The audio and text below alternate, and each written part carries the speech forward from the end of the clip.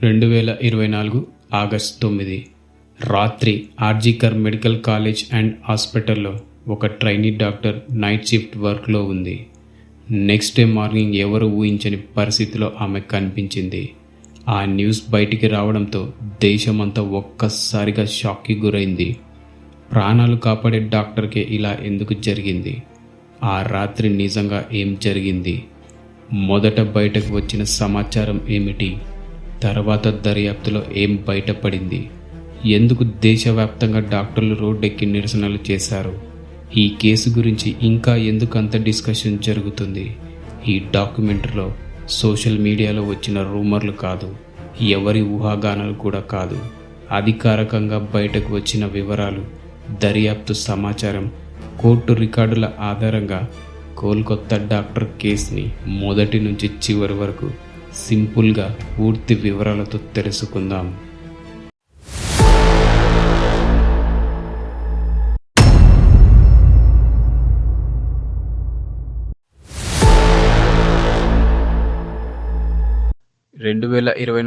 August 9 west బెంగాల్లోని Kolkata RG Kar medical college and హాస్పిటల్లో ఒక ట్రైనీ మహిళా డాక్టర్పై అత్యాచారం చేసి హత్య చేసిన ఘటన దేశాన్ని షాక్కి గురిచేసింది. ఆమె డెడ్ బాడీ అదే ఆసుపత్రి క్యాంపస్లో కనిపించింది. ఈ ఘటన తర్వాత మహిళా భద్రత అలాగే డాక్టర్ల భద్రతపై దేశవ్యాప్తంగా పెద్ద ఎత్తున చర్చ మొదలైంది.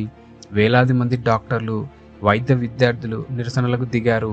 ఈ కేసు దేశమంతా తీవ్ర ఆందోళనకు దారితీసింది. ఈ ఘటనపై భారతదేశంలోనే కాదు, ప్రపంచంలోని చాలా దేశాల్లో కూడా నిరసనలు జరిగాయి. Australia, Bangladesh, Canada, Germany, United Kingdom, America వంటి దేశాల్లో వైద్యులు, భారతీయులు, సామాజిక సంస్థలు కలిసి బాధితురాలికి న్యాయం చేయాలని డిమాండ్ చేస్తూ నిరసనలు చేపట్టారు. అసలు ఆ రోజు రాత్రి ఏం జరిగింది? ఆగస్టు 9వ తారీఖు ఒక ట్రైనీ డాక్టర్ తప్పిపోయినట్లు సహ ఉద్యోగులు రిపోర్ట్ చేశారు. సుమారు ఉదయం 7:30 గంటలకు ఆమె డెడ్ బాడీ కళాశాల సెమినార్ రూమ్లో కళ్ళు, నోరు, జెనైటల్ ఆర్గాన్స్ నుండి బ్లడ్ కారుతూ సెమీనూడ్ స్థితిలో కనిపించింది. ఆ తర్వాత ఆమె చనిపోయినట్లు ప్రకటించారు. ఇప్పుడు మనం ఆగస్టు 8వ తేదీ రాత్రి నుంచి 9వ తేదీ ఉదయం వరకు ఏం జరిగిందో స్టెప్ బై స్టెప్ తెలుసుకుందాం. ఆగస్టు 8 ఉదయం 8 గంటలకు 31 ఏళ్ల పోస్ట్ గ్రాడ్యుయేట్ ట్రైనీ డాక్టర్ తన 36 గంటల లాంగ్ షిఫ్ట్ డ్యూటీని ప్రారంభించారు. రాత్రి 11:30కి డ్యూటీలో ఉన్న మరో 4 జూనియర్ డాక్టర్లతో కలిసి ఆమె డిపార్ట్మెంట్ ఆఫ్ చెస్ట్ మెడిసిన్లో రాత్రి భోజనం చేశారు. ఆగస్టు 9 అర్ధరాత్రి 2 గంటల సమయంలో హాస్పిటల్లో జూనియర్ డాక్టర్లకు ప్రత్యేక విశ్రాంతి గదులు లేకపోవడంతో ఆమె చదువుకోవడానికి మరియు కాస్త విశ్రాంతి తీసుకోవడానికి 3వ అంతస్తులోని సెమినార్ హాల్కు వెళ్లారు. తెల్లవారుజామున 4 గంటల సమయంలో సివిక్ వాలంటీర్ అయిన ప్రధాన నిందితుడు సంజయ్ రాయ్ ఆల్కహాల్ మత్తులో హాస్పిటల్ బిల్డింగ్లోకి ప్రవేశించాడు. అతను హెల్మెట్ ధరించి మెడలో బ్లూటూత్ ఇయర్ ఫోన్స్ వేసుకొని సెమినార్ హాల్ వైపు వెళ్తున్నట్టు సీసీటీవీ కెమెరాలో రికార్డ్ అయ్యింది. తెల్లవారుజామున 4:45కి నిందితుడు సెమినార్ హాల్లో ఒంటరిగా నిద్రిస్తున్న వైద్యురాలపై దాడికి తెగబడ్డాడు. బాధితురాలు గట్టిగా ప్రయత్నించిన ఆమెను తీవ్రంగా గాయపరిచి ఊపిరాడకుండా చేసి దారుణంగా అత్యాచారం మరియు హత్య చేశాడు. పోరాటంలో నిందితుడి బ్లూటూత్ ఇయర్ ఫోన్ అక్కడే తెగి పడిపోయింది. మార్నింగ్ 4:45కి నిందితుడు సెమినార్ హాల్ నుండి బయటకు వచ్చాడు. అయితే అతని మెడలో ఉన్న బ్లూటూత్ ఇయర్ ఫోన్స్ అప్పటికే అక్కడ మిస్ అయినట్లు తదుపరి సీసీటీవీ విజువల్స్ ద్వారా నిర్ధారణ అయ్యింది. అసలు ఈ సంజయ్ రాయ్ ఎవరు? సంజయ్ రాయ్ కోల్కతా పోలీస్ విభాగంలో ఒక సివిక్ వాలంటీర్గా పనిచేసేవాడు. అతనికి పోలీస్ వెల్ఫేర్ సెల్, ఉన్నత అధికారులతో ఉన్న పరిచయాల వల్ల ఆర్జికర్ హాస్పిటల్లోని అన్ని విభాగాల్లోకి సులభంగా వెళ్లేందుకు వీలుండేది. గతంలో ఇతనికి 3 పెళ్లిళ్లు అయ్యాయని, భార్యలను వేధించినట్లు మరియు హింసాత్మక ప్రవర్తన కలిగినట్లు విచారణలో తేలింది. సంజయ్ రాయ్ గత ప్రవర్తన చాలా హింసాత్మకంగా ఉండేదని అతని కుటుంబ సభ్యులే అతని సోదరి, మాజీ భార్యలు మీడియాకు తెలిపారు. వారు అతని నేరాన్ని సమర్థించలేదు, చట్ట ప్రకారం కఠిన శిక్ష పడాలని కోరారు. ఇప్పుడు మనం ఒక ఇంపార్టెంట్ పాయింట్ డిస్కస్ చేసుకుందాం. ఒక సాధారణ సివిక్ వాలంటీర్కు హాస్పిటల్లోని డాక్టర్స్ యూజ్ చేసే సెమినార్ హాల్ గురించి ఎలా తెలుసు? ఆ ప్రాంతంలోకి వెళ్లే అవకాశం అతనికి ఎలా వచ్చింది? అతనికి లోపల నుంచి ఎవరి సహాయం అయినా ఉందా? ఇంకో ముఖ్యమైన ప్రశ్న, ఒక్క సాధారణ సివిక్ వాలంటీర్కు డాక్టర్పై రేప్ అండ్ మర్డర్ చేసే ధైర్యం ఎలా వచ్చింది? అతను నిజంగా ఒక్కడే ఉన్నాడా, లేక ఈ కేసులో ఇంకా ఎవరైనా ఉన్నారా? ఆగస్టు 9 మార్నింగ్ 9:30 తోటి వైద్యులు మరియు ఆసుపత్రి సిబ్బంది సెమినార్ హాల్లోకి వెళ్ళినప్పుడు పోడియం సమీపంలో బాధితురాలి డెడ్ బాడీ సెమీన్యూడ్గా సివియర్ ఇంజురీస్తో పడి ఉండడాన్ని గమనించారు. వెంటనే హాస్పిటల్ మేనేజ్మెంట్కి సమాచారం అందించారు. ఆసుపత్రి అధికారులు బాధితురాలి తల్లిదండ్రులకు ఫోన్ చేసి మొదట మీ అమ్మాయి అనారోగ్యంతో ఉందని, ఆ తర్వాత ఆమె ఆత్మహత్య చేసుకుంది అని తప్పుడు సమాచారం ఇచ్చారు. మధ్యాహ్నం 12 గంటలకి బాధితురాలి తల్లిదండ్రులు హాస్పిటల్కి చేరుకున్నారు. కానీ వారిని తమ కూతుర్ని చూడడానికి అనుమతించకుండా సుమారు 3 గంటల పాటు బయట నిలబెట్టారు. మధ్యాహ్నం 1:45కి సమాచారం అందుకున్న కోల్కతా పోలీసులు మరియు ఫోరెన్సిక్ బృందం హాస్పిటల్కి చేరుకొని క్రైమ్ సీన్ను పరిశీలించారు. సుదీర్ఘ నిరసనల తర్వాత తల్లిదండ్రులను లోపలికి అనుమతించారు. శరీరంపై ఉన్న గాయాలను చూసి అది ఆత్మహత్య కాదు, పక్కా హత్య అని కుటుంబ సభ్యులు, తోటి వైద్యులు ఆందోళనకు దిగారు. బాధితురాలి మృతదేహానికి ఇన్క్వెస్ట్ ప్రొసీజర్ స్టార్ట్ చేశారు. రాత్రి 8:30 గంటలకి మృతదేహాన్ని పోస్టుమార్టం నిమిత్తం తరలించారు. ఆసుపత్రిలో ఉద్రిక్తత పెరగడంతో పెద్ద ఎత్తున పోలీసులు మోహరించారు. రాత్రి 11:30 గంటలకి కోల్కతా పోలీసులు అధికారికంగా కేసు నమోదు చేశారు. పోస్టుమార్టం రిపోర్ట్లో కొన్ని షాకింగ్ విషయాలు బయటపడ్డాయి. ఆమెపై అత్యాచారం చేసి గొంతు కోసి చంపే ముందు లైంగికంగా వేధించాడని తేలింది.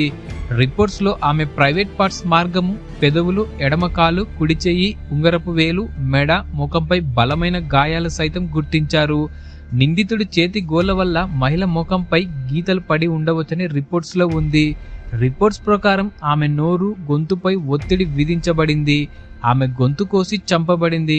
ఫలితంగా థైరాయిడ్ ఎముకల మధ్య ఉండే మెత్తని భాగం పగుళ్లు ఏర్పడింది. ఇంకొక షాకింగ్ విషయం ఏమిటంటే ఆమె కనులు, నోరు, ప్రైవేట్ భాగాల నుండి రక్తం కారినట్లు రిపోర్ట్లో ఉంది. ఆమె ప్రైవేట్ భాగాల ప్రాంతంలో చాలా సివియర్ ఇంజ్యూరీస్ ఉన్నాయి. ఆమె కళ్లకు గాయాలు కావడానికి ఖచ్చితమైన కారణం ఇంకా తెలియలేదు. జెనెటల్ ఆర్గాన్స్ లో సుమారు 150 మిల్లీగ్రాముల స్పర్మ్ ఉన్నట్లు పోస్టుమార్టం రిపోర్ట్లో ఉంది. దీంతో శవ పరీక్ష చేసిన వైద్యులు, బాధితురాలి తల్లిదండ్రులు ఆమెపై సామూహిక అత్యాచారం జరిగి ఉండవచ్చని చెబుతున్నారు. కోల్కతా పోలీసులు అటువంటి వాదనలను పుకార్లుగా తోసిపుచ్చారు. 2024 ఆగస్టు 13 కోల్కతా హైకోర్టు పోలీసుల దర్యాప్తు తీరుతో సంతృప్తి చెందలేదు. ఈ కేసును సెంట్రల్ బ్యూరో ఆఫ్ ఇన్వెస్టిగేషన్ కు అప్పగించింది. రాష్ట్ర పోలీసులు తమ విచారణను కొనసాగిస్తే సాక్ష్యాలను డిస్ట్రాయ్ చేసే అవకాశం ఉందని హైకోర్టు సీరియస్ అయ్యింది. ఆగస్టు 18న సుప్రీంకోర్టు ఈ కేసును స్వయంగా తీసుకొని విచారణ ప్రారంభించింది. ఈ ప్రొసీజర్ని సుమోటో అని పిలుస్తారు. బాధితురాలి తల్లిదండ్రులకు మొదట సూసైడ్ అని తప్పుడు సమాచారం ఇచ్చింది పోలీసులు కాదు, హాస్పిటల్ స్టాఫ్. ఇన్వెస్టిగేషన్ రిపోర్ట్స్ మరియు సాక్ష్యాల ప్రకారం ఈ తప్పుడు ప్రచారం వెనుక ఉన్న అసలు కారణాలు ఏంటో ఇప్పుడు మనం ఒక్కొక్కటిగా తెలుసుకుందాం. ఫస్ట్ ఫోన్ కాల్ చేసింది ఎవరు? ఆగస్టు 9 ఉదయం బాధితురాలి తల్లిదండ్రులకు హాస్పిటల్ నుండి వరుసగా 3 ఫోన్ కాల్స్ వచ్చాయి. మొదటి కాల్లో మీ అమ్మాయికి ఒంట్లో బాగలేదని, రెండో కాల్లో పరిస్థితి విషమంగా ఉందని, మూడో కాల్లో మీ అమ్మాయి సూసైడ్ చేసుకొని చనిపోయిందని ఆసుపత్రి అసిస్టెంట్ సూపరింటెండెంట్ చెప్పారు. కలకత్తా పోలీసులు ఈ కాల్స్ తాము చేయలేదని అధికారికంగా స్పష్టం చేశారు. బాధితురాలి కుటుంబం కూడా తమకు ఫోన్ చేసింది హాస్పిటల్ సిబ్బంది అని ధృవీకరించారు. అసలు బాధితురాలి తల్లిదండ్రులకు మొదట ఆత్మహత్య అని ఎందుకు చెప్పారు? ఈ దారుణమైన అత్యాచారాన్ని ఆత్మహత్యగా చిత్రీకరించడానికి హాస్పిటల్ యాజమాన్యం ప్రయత్నించడం వెనక ప్రధానంగా 2 రీజన్స్ ఉన్నాయి. అందులో ఫస్ట్ రీజన్ ఏమిటంటే కేసును తొక్కిపెట్టే ప్రయత్నం. సిబిఐ దర్యాప్తు మరియు సుప్రీంకోర్టు విచారణలో తేలింది ఏమిటంటే అప్పటి college principal doctor Sandip Ghosh హాస్పిటల్లోనే ఈ ఆత్మహత్య కథను సృష్టించారు. హాస్పిటల్లో ఇంత పెద్ద ఘోరం జరిగిందని బయటకు తెలిస్తే తమ పరువు పోతుందని, అలాగే లోకల్ పొలిటికల్ ఒత్తిళ్ల కారణంగా ఈ దారుణాన్ని సాధారణ ఆత్మహత్యగా మార్చి కేసును క్లోజ్ చేయాలని వారు భావించారు. సెకండ్ రీజన్ ఏమిటంటే హాస్పిటల్ అధికారుల వింత సమర్థన. హాస్పిటల్ ఆరోగ్య శాఖ అధికారులు కోర్టులో వింతైన కారణాన్ని చెప్పారు. తల్లిదండ్రులకు ఫోన్ చేసి నేరుగా మీ అమ్మాయిపై అత్యాచారం మరియు హత్య జరిగిందని చెప్పడం చాలా కఠినంగా ఉంటుందని, అందుకే ఆ భారాన్ని తగ్గించడానికి మొదట ఆత్మహత్య అని చెప్పకూడదని సమర్థించుకున్నారు. అయితే కోర్టులు మరియు వైద్య విద్యార్థులు ఈ వాదనను పూర్తిగా తప్పుపట్టారు. ఇప్పుడు మన మైండ్లో ఒక ప్రశ్న వస్తుంది, అసలు తల్లిదండ్రులను ఎలా ఇబ్బంది పెట్టారు? బాధితురాలి శరీరంపై స్పష్టమైన గాయాలు, బట్టలు సరిగ్గా లేకపోవడం, అత్యాచారం మరియు హత్యకు సంబంధించిన బలమైన ఆధారాలు ఉన్నప్పటికీ హాస్పిటల్ స్టాఫ్ దాచడానికి చూశారు. తల్లిదండ్రులు హాస్పిటల్ చేరుకున్న తర్వాత కూడా వారిని తమ కూతురి మృతదేహాన్ని చూడడానికి సుమారు 3 గంటల పాటు లోపలికి అనుమతించకుండా బయటే ఉండేలా చేశారు. ఎందుకు? ప్రధాన నిందితుడు సంజయ్ రాయ్ దొరికినప్పటికీ కేసును పక్కదారి పట్టించడానికి, క్రైమ్ సీన్ పరిసరాలను మార్చడానికి మరియు లోకల్ లెవెల్లో ఆధారాలను దాచడానికి హాస్పిటల్ స్టాఫ్ మరియు స్థానిక పోలీసులు గట్టి ప్రయత్నాలే చేశారని సిబిఐ మరియు కోర్టుల విచారణ ద్వారా స్పష్టమైంది. ఆగస్టు 9న ఉదయం 9 గంటలకే మృతదేహాన్ని గుర్తించినప్పటికీ పోలీసులు అధికారికంగా ఎఫ్ఐఆర్ నమోదు చేయడానికి మరియు గట్టి చర్యలు చేపట్టడానికి చాలా ఆలస్యం చేశారు. ఎందుకు? హాస్పిటల్ అడ్మినిస్ట్రేషన్ స్టాఫ్ తప్పుడు సమాచారం ఎందుకు ఇచ్చింది? Hospital principal doctor Sandip Ghosh మరియు యాజమాన్యం ఈ ఘటనను అన్యాచురల్ డెత్ గా నమోదు చేయాలని పోలీసులపై ఒత్తిడి తెచ్చారు. నేరుగా హత్య లేదా మరియు అత్యాచారం అని కేసు నమోదు చేస్తే హాస్పిటల్ పరువు పోతుందని భావించి వారు ఒక ప్రణాళిక ప్రకారం పోలీసులకు తప్పుడు సమాచారం ఇచ్చారు. దీనివల్ల పోలీసులు ప్రాథమిక విచారణ పేరుతో సమయాన్ని వృధా చేశారు. ప్రిన్సిపల్ ఎందుకు వెంటనే కంప్లైంట్ చేయలేదు? సాధారణంగా ఆసుపత్రి లోపల ఇలాంటి ఘోరం జరిగినప్పుడు ఆసుపత్రి సూపరింటెండెంట్ లేదా ప్రిన్సిపల్ వెంటనే పోలీసులకు అధికారికంగా ఫిర్యాదు చేయాలి. కానీ అప్పటి ప్రిన్సిపల్ గంటల తరబడి ఎలాంటి రిటర్న్ కంప్లైంట్ ఇవ్వకుండా కాలయాపన చేశారు. బాడీ రోడ్డు పక్కన దొరకలేదు కదా, ఆసుపత్రి లోపల దొరికినప్పుడు ప్రిన్సిపల్ వెంటనే ఎందుకు ఫిర్యాదు చేయలేదు అని కోల్కతా హైకోర్టు కూడా పోలీసులను, ప్రభుత్వాన్ని తీవ్రంగా ప్రశ్నించింది. అధికారులు మరియు స్థానిక పోలీసులు ఈ కేసు బాధ్యతను తమపై వేసుకోకుండా తప్పించుకోవడానికి చూశారు. బాధితురాలి తల్లిదండ్రులు వచ్చి అధికారికంగా ఫిర్యాదు చేసే వరకు అసలు ఎఫ్ఐఆర్ నమోదు చేయకూడదని వారు భావించారు. తల్లిదండ్రులు మధ్యాహ్నం వచ్చినప్పటికీ వారిని 3 గంటల పాటు మృతదేహాన్ని చూడనివ్వకుండా ఆపి ఆ తర్వాత అనుమతించారు. సిబిఐ దర్యాప్తులో తేలింది ఏంటంటే Tala police station officer in charge Abhijit Mondal principal Sandeep ఘోష్తో కలిసి ఆధారాలను దాచడానికి మరియు నిందితుడిని కాపాడడానికి ఉద్దేశపూర్వకంగానే కేసు నమోదు ప్రక్రియను ఆలస్యం చేశారు. చట్టపరమైన నిబంధనల ప్రకారం వెంటనే స్పందించకుండా వారు ఫోన్ కాల్స్ మాట్లాడుకుంటూ రికార్డులను తారుమారు చేయడానికి ఆ సమయాన్ని వాడుకున్నట్లు సిబిఐ డిజిటల్ ఆధారాలతో కోర్టుకు నిరూపించింది.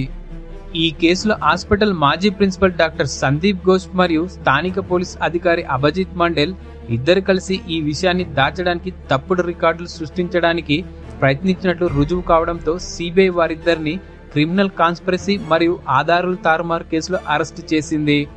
కోల్కతా పోలీసులు మరియు ఆసుపత్రి అధికారులు ఎవిడెన్స్ ట్యాంపరింగ్ ఎలా చేస్తారో ఇప్పుడు మనం తెలుసుకుందాం. తాలా పోలీస్ స్టేషన్లో ఈ కేసుకు సంబంధించిన అధికారిక డైరీ ఎంట్రీలు మరియు జనరల్ డైరీ రికార్డులను ఉద్దేశపూర్వకంగా మార్చినట్లు సిబిఐ కోర్టుకు తెలిపింది. ఘటన జరిగిన సమయం, పోలీసులకు సమాచారం అందిన టైమింగ్స్ మరియు క్రైమ్ సీన్ కు చేరుకున్న వివరాలను పోలీస్ రికార్డులలో వెనక్కి మార్చి రాసినట్లు డిజిటల్ ఫోరెన్సిక్ రిపోర్ట్లో తేలింది. తాలా పోలీస్ స్టేషన్లోని సీసీటీవీ కెమెరాలకు సంబంధించిన డిజిటల్ వీడియో రికార్డర్ మరియు సీసీటీవీ ఫోటేజ్ కాపీలను స్థానిక పోలీస్ అధికారి అభిజిత్ మండేల్ ఆధ్వర్యంలో మార్చడానికి ప్రయత్నించారు. ఆగస్టు 9వ తేదీన పోలీస్ స్టేషన్లో ఎవరెవరు ఉన్నారు, ఎవరితో రహస్యంగా మాట్లాడారు అనే విషయాలు బయటకు రాకుండా ఉండడానికి ఫుటేజ్లోని కొన్ని కీలక భాగాలను డిలీట్ చేయడం లేదా ట్యాంపరింగ్ చేయడం జరిగిందని సిబిఐ గుర్తించింది. దీనికోసం సిబిఐ దాదాపు 32 టెరాబైట్ల సీసీటీవీ డేటా మరియు 900 గంటల ఫుటేజ్ను జాతీయ ల్యాబ్స్లో లోతుగా విశ్లేషించింది. హత్య వెలుగు చూసిన ఆగస్టు 9 ఉదయం నుండి మాజీ ప్రిన్సిపల్ డాక్టర్ సందీప్ ఘోష్ మరియు పోలీస్ అధికారి అభిజిత్ మండేల్ మధ్య అనేక ఫోన్ కాల్స్ జరిగాయని వారి మొబైల్ కాల్ డీటెయిల్ రికార్డ్స్ ఆధారంగా సిబిఐ నిరూపించింది. సాధారణంగా చట్ట ప్రకారం కేసు నమోదు చేయాల్సిన పోలీసులు ముందుగా హాస్పిటల్ ప్రిన్సిపల్తో మాట్లాడి కథను ఎలా మార్చాలి, ఎఫ్ఐఆర్ ఎలా ఆలస్యం చేయాలి అనే దానిపై ప్లాన్ చేసినట్లు ఈ కాల్ రికార్డ్ టైమ్ లైన్ స్పష్టం చేసింది. దర్యాప్తు సహకరించకుండా దాచడానికి చూసిన పోలీస్ అధికారి యొక్క మొబైల్ సిమ్ కార్డును కూడా సిబిఐ స్వాధీనం చేసుకుంది. పోస్ట్ మార్టం ప్రొసీజర్ పై ఒత్తిడి.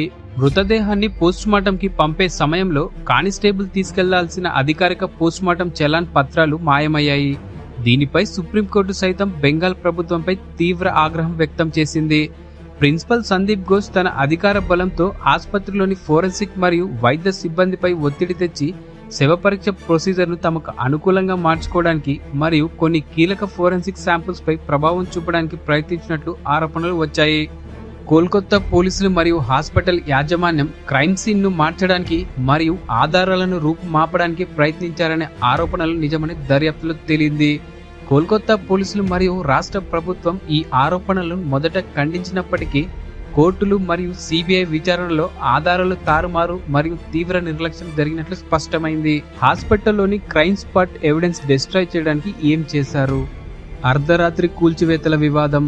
కోల్కతా హైకోర్టు ఈ కేసును సిబిఐకి అప్పగిస్తూ ఆదేశాలు జారీ చేసిన కొన్ని గంటలకే అంటే ఆగస్టు 13న పబ్లిక్ వర్క్ డిపార్ట్మెంట్ పిడబ్ల్యూడి సిబ్బంది ఘటనా స్థలమైన సెమినార్ హాల్ కు సరిగ్గా పక్కనే ఉన్న గదులను కూల్చివేయడం ప్రారంభించారు.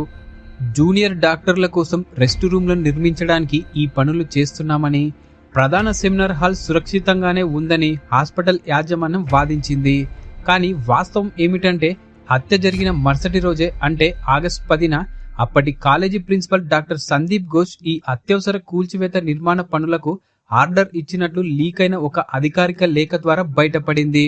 ఆధారాలను పూర్తిగా నాశనం చేయడానికే ఈ పనులు చేస్తున్నారని గ్రహించిన జూనియర్ డాక్టర్లు నిరసనకారులు ఆ కూల్చివేతలను అడ్డుకున్నారు. ఎవిడెన్స్ ను ఉద్దేశపూర్వకంగానే నాశనం చేశారనే ఆరోపణలపై సిబిఐ 2 అత్యున్నత అధికారులను అరెస్ట్ చేసింది. వారిలో doctor Sandip Ghosh, RG Kar medical college మాజీ ప్రిన్సిపల్, అభిజిత్ మండేల్, ఘటనా స్థలం పరిధిలోకి వచ్చే తాలా పోలీస్ స్టేషన్ మాజీ ఆఫీసర్ ఇన్ఛార్జ్. సిబిఐ నివేదిక ప్రకారం వీరిద్దరు కలిసి తప్పుడు రికార్డులను సృష్టించారని, పోస్టుమార్టం ప్రక్రియను ఆలస్యం చేశారని మరియు లోకల్ పోలీస్ స్టేషన్లో సీసీటీవీ ఫోటేజ్లను కూడా తారుమారు చేశారని సిబిఐ కోర్టుకు సమర్పించిన నివేదికలో పేర్కొంది.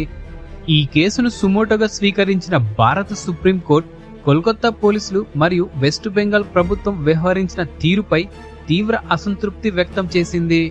ఎఫ్ఐఆర్ నమోదు చేయడంలో పోలీసులు ఎందుకంత ఆలస్యం చేశారని ప్రశ్నించింది. అంతేకాకుండా ఆగస్టు 14న అర్ధరాత్రి హాస్పిటల్ క్యాంపస్ లోకి వేలాది మంది దుండగులు చొరబడి హాస్పిటల్ను ధ్వంసం చేస్తున్నప్పుడు పోలీసులు ఘటనా స్థలాన్ని మరియు ఆధారాలను కాపాడడంలో పూర్తిగా విఫలమయ్యారని సుప్రీంకోర్టు మండిపడింది.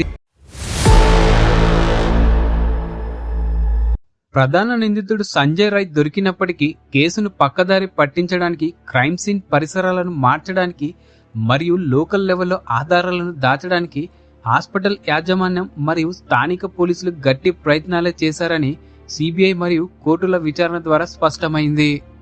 ఎవిడెన్స్ ట్యాంపరింగ్ కేసులో బెయిల్ లభించినప్పటికీ ఆర్జికర్ మెడికల్ కాలేజ్లో జరిగిన ఇతర పెద్ద ఎత్తున ఆర్థిక అక్రమాలు, అవినీతి మరియు మెడికల్ టెండర్ల కుంభకోణానికి సంబంధించి ఎన్ఫోర్స్మెంట్ డైరెక్టరేట్ మరియు సిబిఐ దాఖలు చేసిన ఛార్జ్షీట్ కారణంగా మాజీ ప్రిన్సిపల్ సందీప్ ఘోష్ ఇంకా జైల్లోనే ఉన్నారు.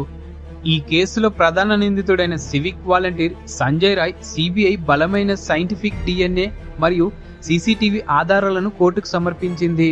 సుమారు 120 మంది సాక్షులను విచారించిన అనంతరం కోల్కతాలోని సిల్దా కోర్టు సంజయ్ రాయ్ని దోషిగా నిర్ధారించి జీవిత ఖైదీ అంటే మరణించే వరకు జైలు శిక్ష మరియు 50,000 జరిమానా విధించింది. మరణశిక్షకై అపీల్ చేశారు. ఈ ఘోరమైన నేరం అరుదైన కేసు అంటే రేరెస్ట్ ఆఫ్ రేర్ కేసెస్ కిందకు వస్తుందని, నిందితుడికి జీవిత ఖైదు సరిపోదని మరణశిక్ష విధించాలని కోరుతూ వెస్ట్ బెంగాల్ ప్రభుత్వం కోల్కతా హైకోర్టుని ఆశ్రయించింది. ఈ కేసులో బాలిక తల్లిదండ్రులు చేసిన ఆరోపణలు, ఆధారాల ధ్వంసం మరియు కేసును తొక్కిపెట్టే ప్రయత్నాలపై కోల్కతా హైకోర్టు ఒక ప్రత్యేక సిట్ని ఏర్పాటు చేసింది. బాధితురాలు ఆ రాత్రి భోజనం చేసిన సమయం నుండి ఆమె మృతదేహానికి అంత్యక్రియలు జరిగే వరకు ఆసుపత్రి మరియు పోలీసుల పరిధిలో జరిగిన ప్రతి పరిణామాన్ని ఈ సిట్ లోతుగా దర్యాప్తు చేస్తుంది. సుప్రీంకోర్టు కీలక ఆదేశాలు మరియు బదిలీ. ప్రారంభంలో ఈ కేసును సుమోటోగా స్వీకరించి పర్యవేక్షించిన సుప్రీంకోర్టు కేసులోని స్థానిక పరిణామాలు మరియు నిబంధనల అమలును నిరంతరం పర్యవేక్షించడానికి ఈ కేసును తిరిగి కోల్కతా హైకోర్టు ధర్మాసనానికి బదిలీ చేసింది. వైద్యుల రక్షణకు టాస్క్ ఫోర్స్. దేశవ్యాప్తంగా గవర్నమెంట్ హాస్పిటల్లో పనిచేస్తున్న డాక్టర్స్, ముఖ్యంగా మహిళా డాక్టర్స్ భద్రత రాత్రి వేళల్లో పనిచేసే ప్రదేశాల్లో కనీస వసతులు, విశ్రాంతి గదులు ఏర్పాటును పర్యవేక్షించడానికి సుప్రీంకోర్టు ఒక నేషనల్ టాస్క్ ఫోర్స్ను ఏర్పాటు చేసింది. వైద్యులపై చర్యలు తీసుకోవద్దని ఆదేశం. ఆందోళనలో పాల్గొన్న జూనియర్ డాక్టర్లపై ప్రభుత్వం ఎలాంటి కక్ష సాధింపు చర్యలు తీసుకోకూడదని కోర్టు స్పష్టం చేసింది. ఇప్పటి వరకు మనం ఇన్సిడెంట్ ఎప్పుడు జరిగింది, ఎక్కడ జరిగింది, ఎలా జరిగింది, కేసుకు సంబంధించిన ఎవిడెన్స్ ట్యాంపరింగ్ ఎలా జరిగిందో తెలుసుకుందాం. ఇప్పుడు మనం ప్రధాన నిందితుల గురించి మాట్లాడుకుందాం. సంజయ్ రాయ్ ఈ కేసులో ప్రధాన దోషి ఇతనే. DNA, ఫోరెన్సిక్ మరియు CCTV ఆధారాల ద్వారా మహిళా డాక్టర్పై దారుణమైన హత్య చేసింది ఇతనే అని రుజువు కావడంతో కోర్టు మరణించే వరకు జీవిత ఖైదు విధించింది. Doctor Sandip Ghosh RG Kar medical college మాజీ ప్రిన్సిపల్ అయిన ఇతను నేరాన్ని కప్పిపుచ్చడానికి ప్రయత్నించడం, క్రిమినల్ కుట్ర మరియు ఆర్థిక అవినీతికి పాల్పడిన ఆరోపణలపై CBI చేత అరెస్ట్ అయ్యాడు. అభిజిత్ మండేల్ స్థానిక తలా పోలీస్ స్టేషన్ మాజీ అధికారి అయిన ఇతను ఘటన జరిగిన తర్వాత FIR నమోదు చేయడంలో చాలా ఆలస్యం చేయడం మరియు ఆధారాలను డిస్ట్రాయ్ చేయడానికి ప్రయత్నించినట్లు CBI దర్యాప్తులో తేలింది. ఈ దారుణ ఘటన వెనుక ఉన్న ప్రధాన కారణాలు ఏమిటి? సివిక్ వాలంటీర్ వ్యవస్థ. పోలీసుల పర్యవేక్షణ సరిగ్గా లేకపోవడం వల్ల సంజయ్ రాయ్ వంటి సివిక్ వాలంటీర్లు ఆసుపత్రిలోని వార్డులోకి ఎలాంటి అడ్డంకులు లేకుండా వెళ్ళగలిగారు. అక్కడ తగిన భద్రత లేకపోవడం కూడా ఈ దారుణ ఘటనకు ఒక ప్రధాన కారణంగా మారింది. రక్షణ కల్పించాల్సిన ఒక పోలీస్ సివిక్ వాలంటీర్ తనకున్న అధికారిక పరిచయాలను వాడుకొని చీకటి పడిన హాస్పిటల్ వార్డుల్లో ఎవ్వరికీ అనుమానం రాకుండా తిరిగాడు. ప్రాణాలు కాపాడే ఒక పవిత్రమైన స్థలాన్ని అతను వేట మైదానంగా మార్చుకున్నాడు. ఈ ఘోరం జరిగిన కొన్ని గంటల్లోనే ఉన్నత అధికార వర్గాలు చాలా వేగంగా దీనిని ఆత్మహత్యగా ప్రకటించాయి. కేంద్ర దర్యాప్తు సంస్థలు రాకముందే క్రైమ్ సీన్ ను మార్చేందుకు మరియు ఆధారాలను తూర్చిపెట్టేందుకు వెనక నుండి ఎవరో అత్యంత రహస్యంగా పావులు కదిపారు. ఆ యువ మహిళ డాక్టర్ను అనుకోకుండా లక్ష్యంగా చేసుకోలేదనే అనుమానాలు ఉన్నాయి. హాస్పిటల్ గోడల వెనుక జరుగుతున్న మెడికల్ మాఫియా, భారీ ఆర్థిక అవినీతి మరియు నిధుల దుర్వినియోగం గురించి నమ్మలేని నిజాలు ఆమెకు తెలిసిపోవడమే దీనికి అసలు కారణమా? విరిగిన తాళాలు, చీకటిగా ఉండే విశ్రాంతి గదులు మరియు భద్రత లేకపోవడంపై జూనియర్ డాక్టర్లు నెలల తరబడి మొత్తుకుంటున్న యాజమాన్యం పట్టించుకోలేదు. ఈ దారుణం జరగడానికి వ్యవస్థే స్వయంగా తలుపులు తెరిచి ఉంచినట్లు ప్రవర్తించింది. రక్షణ కవచం వెనుక అసలు రూపాలు. స్థానిక పోలీసులు అధికారిక FIR నమోదు చేయడానికి కీలకమైన గంటల సమయాన్ని వృధా చేశారు.